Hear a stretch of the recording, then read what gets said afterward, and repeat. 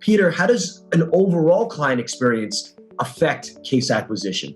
It's pretty straightforward. I mean, the better experience you provide to your clients, the better results and the cases you acquire will be. One of the first things when I get brought into a firm and they say, hey, Peter, I want to get more cases. And I say, perfect, let's dive into your practice and let me understand what that process looks like and what is it like. And I'll talk about a couple of those things. I'm paying attention to that. And they say, no, I don't want to talk about that. I want to talk about the marketing and the advertising. I say they go hand in hand, right? Because most firms today that I talk to are focusing on increasing traffic and exposure, and advertising as the only goal.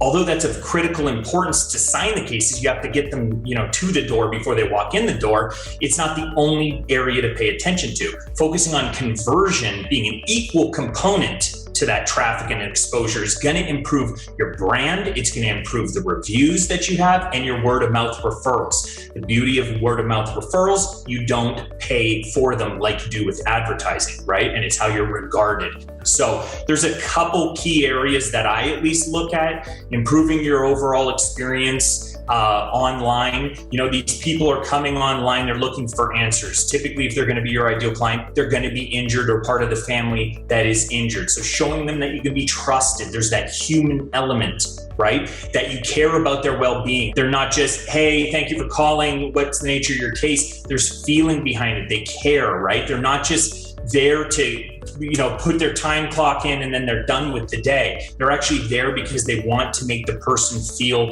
like they've been heard. And that's such a critical component. And so that's one of the big things that I look at.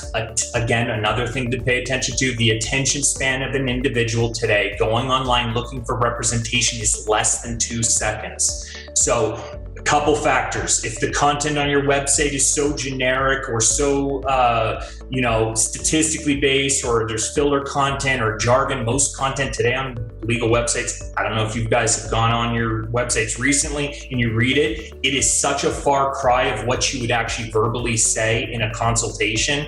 You need to make sure that they parallel each other. You need to make sure that you're being real, right? And that this communication is coming across them. There's overload of information and there's so much there. Really what you have to do is you have to look at what's the process look like internally? How are you really catering to your ideal clients so they know you care, not just to settle their case? Those are a couple quick tips that I would absolutely recommend.